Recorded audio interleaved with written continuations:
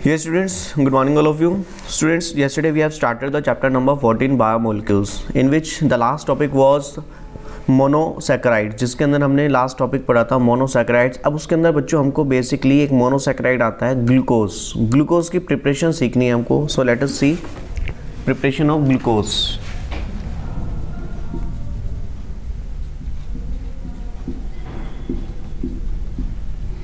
Students, आप लोगों के पास एनसीईआरटी की बुक होनी चाहिए आपके सामने, और क्योंकि ये थ्योरेटिकल चैप्टर है बच्चों, हर चीज़ बोर्ड पे नहीं लिखवाई जा सकती, तो आपके सामने बुक होनी चाहिए। मैं आपके सामने अगर कोई लाइन रीड करता हूँ तो आप लोगों को भी पता होना चाहिए कि मैं क्या रीड कर रहा हूँ। सो जब आप वीडियो देखें तो आपके पास ये बुक होनी चाहिए एनसीईआरटी की। सो लेट अस सी। तो प्रिपरेशन ऑफ ग्लूकोज की बात करते हैं, तो सबसे पहले अगर हम ग्लूकोज कैसे प्रिपेयर करते हैं, from sucrose. Actually C12H22O11 is sucrose. अगर सुक्रोज का क्या कर दिया जाए बच्चों, हाइड्रोलिसिस कैसे करते हैं, वाटर में थोड़ा सा एसिड डाल देते हैं और ये क्या कर देता है, इसको हाइड्रोलिसिस कर देता है और क्या देता है हमको C6H12O6 प्लस C6H12O6। ये है ग्लूकोज और ये है फ्रक्टोज। दोनों का फॉर्मूला सेम होता है, बस अरेंजमेंट ऑफ एटम्स अलग अलग होता है। मॉलिक्यूलर फॉर्मूला दोनों का सेम होता है, बस अरेंजमेंट ऑफ एटम्स अलग अलग होता है। ठीक है ना। ये आपको मैंने बताया था कि जो कार्बोहाइड्रेट्स होते हैं ऑप्टिकली एक्टिव होते हैं। सो ग्लूकोज कैसा है, डेक्स्ट्रोरोटेटरी, एंड फ्रक्टोज कैसा है, लीवोरोटेटरी। डेक्स्ट्रोरोटेटरी के लिए हम पॉजिटिव साइन का यूज़ करते हैं और लीवोरोटेटरी के लिए हम नेगेटिव साइन का यूज़ करते हैं। तो हाइड्रोलिसिस करेंगे तो यहाँ पर जो हम एसिड डाल रहे हैं वो या तो H2SO4 होगा या फिर HCl होगा, इनमें से कोई एक एसिड का यूज़ करेंगे। Is it clear. चलिए next one is from starch से प्रिपेयर करेंगे। स्टार्च, इसका फॉर्मूला क्या होता है बच्चों, C6H10O5 is the formula of starch, और होल N आ जाएगा यहाँ पर। इसका भी हम क्या करेंगे बच्चों, हाइड्रोलिसिस करेंगे। H2O in presence of H plus, एक यहाँ पर टेम्परेचर का ध्यान रखना है 393 केल्विन, 3 और थोड़ा सा 2 to 3 एटमॉस्फेरिक प्रेशर। इस कंडीशन पे अगर हम स्टार्च का हाइड्रोलिसिस करते हैं तो हमको क्या मिलता है, ग्लूकोज C6H12O6। कितने मॉलिक्यूल्स होंगे, N मॉलिक्यूल्स, क्योंकि यहाँ पे स्टार्च में क्या लिखा हुआ है, यहाँ पर होल N, तो इसलिए N मॉलिक्यूल्स ऑफ ग्लूकोज बनेंगे। तो this is the method of preparation of glucose. Is it clear. अब देखिए बच्चों, यहाँ पर ग्लूकोज के अंदर 6 कार्बन होते हैं, 12 हाइड्रोजन होते हैं एंड 6 ऑक्सीजन होते हैं। अब हमको यहाँ पर बच्चों इसके स्ट्रक्चर के बारे में बात करनी है, तो सबसे पहला पॉइंट जो है यहाँ पर देखिए, स्ट्रक्चर ऑफ ग्लूकोज के अंदर सबसे पहला पॉइंट जो है वह है its molecular formula was found to be C6H12O6। ये मैं आपको ऑलरेडी बता चुका हूँ। सेकेंड पॉइंट में क्या कहते हैं, ग्लूकोज के अंदर जो 6 कार्बन है वो किस तरह से अरेंज हुए हुए हैं। ये कहा गया कि ग्लूकोज के अंदर जो 6 कार्बन है वो एक स्ट्रेट चेन में है। अब उसके लिए उन्होंने क्या करा, देखो ग्लूकोज का उन्होंने फॉर्मूला जो बताया, CHOCHOH का होल 4 CH2OH, ये ग्लूकोज होता है फॉर्म, इसका स्ट्रक्चर। ठीक है, कंप्लीटली ओपन स्ट्रक्चर नहीं है, थोड़ा सा पार्शियली ओपन स्ट्रक्चर है, इसको ग्लूकोज कहते हैं। अगर मैं इस ग्लूकोज को HI के साथ हीट कर देता हूँ, ग्लूकोज को HI के साथ हीट कर देता हूँ तो मेरे को क्या मिलेगा, CH3 CH2 CH2 CH2 CH2 CH3। This is called hexane. 6 carbon है, सारे के सारे सिंगल बॉन्ड है, तो ये क्या बन गया, hexane. This confirm that there are 6 carbon atom in a glucose and all these carbon atom are connected in a straight chain. एक स्ट्रेट चेन में कनेक्टेड है। ये 6 कार्बन है, इसके अंदर 4 यहाँ पर है, एक यहाँ पर है और एक यहाँ पर है। ठीक है ना। तो इस रिएक्शन से ये हमको कंफर्म कर देती है कि अगर हम HI के साथ हीट करते हैं और हमको क्या मिलता है, हेक्सेन मिलता है। हेक्सेन के अंदर 6 कार्बन है, इट मीन्स ग्लूकोज के अंदर भी 6 कार्बन है, और हेक्सेन एक स्ट्रेट चेन है, इट मीन्स ग्लूकोज के अंदर जो 6 कार्बन है वो भी स्ट्रेट चेन में अरेंज हुए हुए हैं।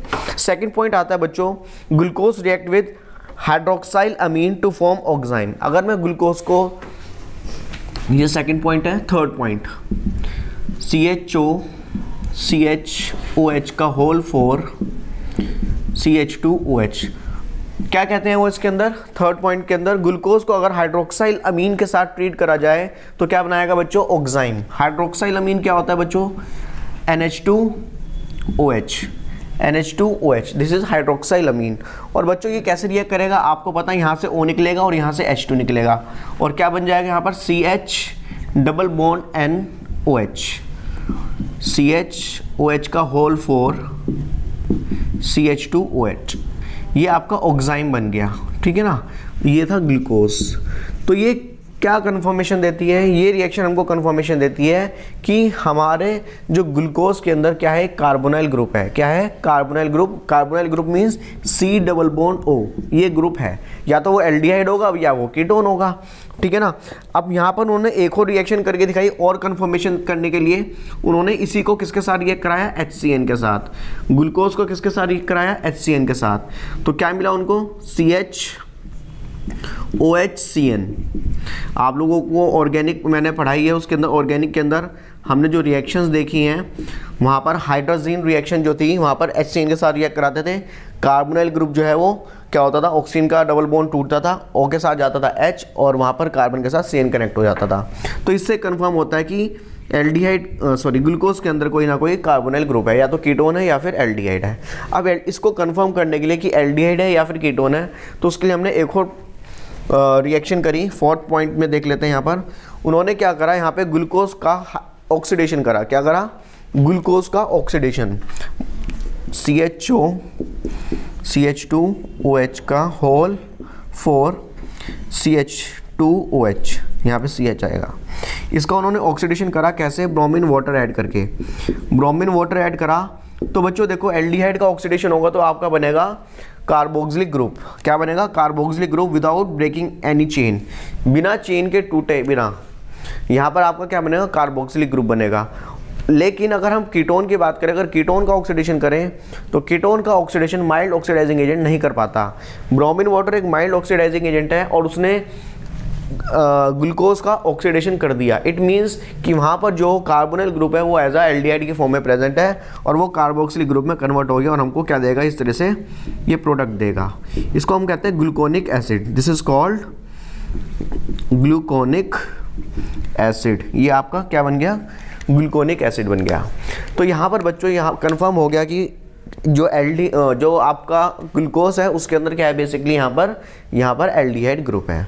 अब हमको यहाँ पर कंफर्म करना है आगे कि इसके अंदर जो है 5 OH ग्रुप हैं। इसके अंदर क्या है, 5 OH ग्रुप हैं और पांचों के पांचों OH ग्रुप अलग अलग कार्बन पे कनेक्टेड हैं। तो यहाँ पर 5th पॉइंट में देखिए क्या करें, acetylation of glucose with acetic anhydride gives glucose penta acetate. अगर हम यहाँ पर ग्लूकोज को एसिटिक एनहाइड्राइड के साथ रिएक्ट करेंगे तो हमको क्या मिलेगा, पेंटा एसिटेट मिलेगा, which confirm the presence of 5 OH group. जिससे पता लगेगा कि यहाँ पर क्योंकि पेंटा एसिटेट बन रहा है, इसका मतलब क्योंकि एसिटिक एसिड OH के साथ ही रिएक्ट करेगा, एसिटिक एनहाइड्राइड OH के साथ रिएक्ट करेगा। अगर 5 एसिटिक एनहाइड्राइड रिएक्ट कर रहे हैं और पेंटा एसिटेट बना रहे हैं, इसका मतलब वहाँ पर 5 OH ग्रुप हैं। Since it exist as a stable compound gives 5 OH groups. 5 OH group थे और वो स्टेबल भी है, तो इसका मतलब एक ही कार्बन पे पांचों के पांचों OH ग्रुप नहीं हो सकते, क्योंकि अगर एक कार्बन पे 2 OH भी हो जाते हैं तो वो अनस्टेबल हो जाता है। तो इससे ये कंफर्म होता है कि पांचों के पांचों OH ग्रुप डिफरेंट कार्बन पे हैं। तो इसकी भी रिएक्शन देखते हैं बच्चों।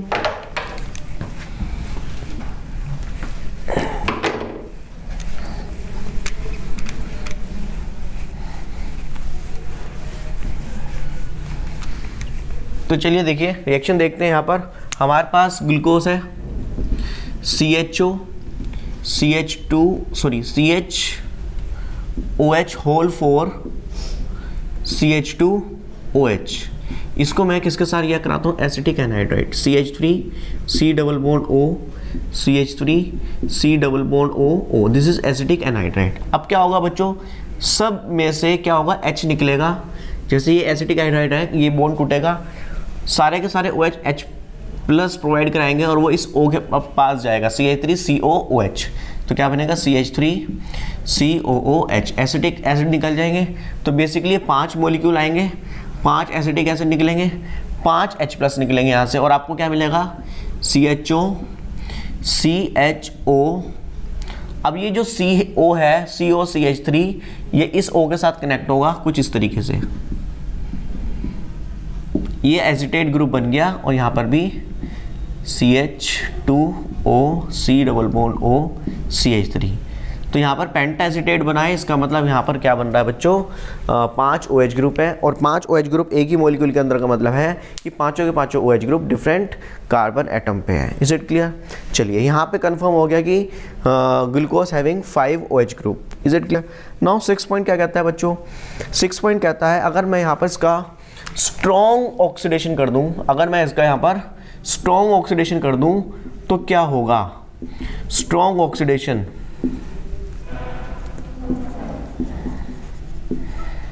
अगर मैं इसका स्ट्रॉन्ग ऑक्सीडेशन कर देता हूं, जैसे कि HNO3 ऐड कर दूं, तो बेसिकली क्या होगा बच्चों, इसको तो कन्वर्ट करेगा एक एल्डिहाइड को कार्बोक्सिलिक ग्रुप में।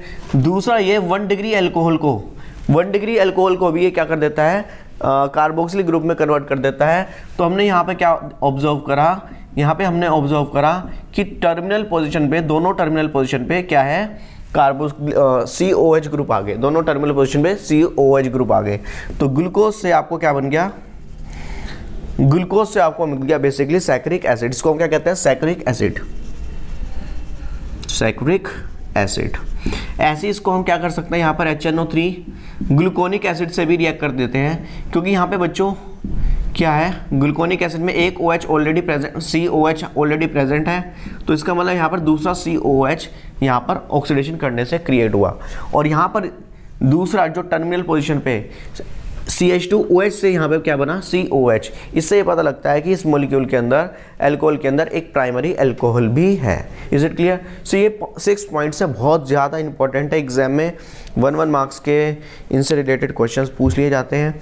सो आई होप बच्चों आप लोगों को ये 6 के 6 पॉइंट समझ आ गए होंगे, स्ट्रक्चर ऑफ एटम के बारे में समझ आया होगा। एक शॉर्ट रिकैप लेते हैं, क्या कहा उन्होंने 6 पॉइंट में। सबसे पहला पॉइंट कि इसका फॉर्मूले के में बात करी उन्होंने, 6 कार्बन है, 12 हाइड्रोजन, 6 ऑक्सीजन। सेकंड पॉइंट में उन्होंने बताया कि 6 के 6 कार्बन स्टेट चेन में है। थर्ड पॉइंट में उन्होंने हमको ये बताया कि इसके अंदर कार्बोनिल ग्रुप है। फोर्थ पॉइंट में उन्होंने हमको ये बताया कि जो कार्बोनिल ग्रुप है वो एज अ एल्डिहाइड है। फिफ्थ पॉइंट में उन्होंने हमको ये बताया कि इसके अंदर 5 OH ग्रुप है, पेंटाएसीटेट बना, और पाँचों के पाँचों OH अलग कार्बन एटम पे है, अदरवाइज वो अनस्टेबल हो जाता है, क्योंकि ग्लूकोज एक स्टेबल मॉलिक्यूल है, तो इट मीन्स कि पाँचों के पाँचों OH ग्रुप अलग अलग कार्बन एटम पे है। लास्ट पॉइंट 6 पॉइंट ने के हमको क्या बताया कि इसके अंदर जो OH ग्रुप है, अल्कोहल है, इसके अंदर एक प्राइमरी अल्कोहल भी है, तभी यहाँ पर आपको सैकरिक एसिड मिला। ग्लूकोनिक एसिड को भी यह है ग्लूकोनिक एसिड, और ग्लूकोज दोनों का ऑक्सीडेशन करने के बाद हमको क्या मिला, सैकरिक एसिड। आई होप बच्चों आप लोगों को क्लियर हो गया होगा। आज के लिए इतना करते हैं। Okay, thank you all of you.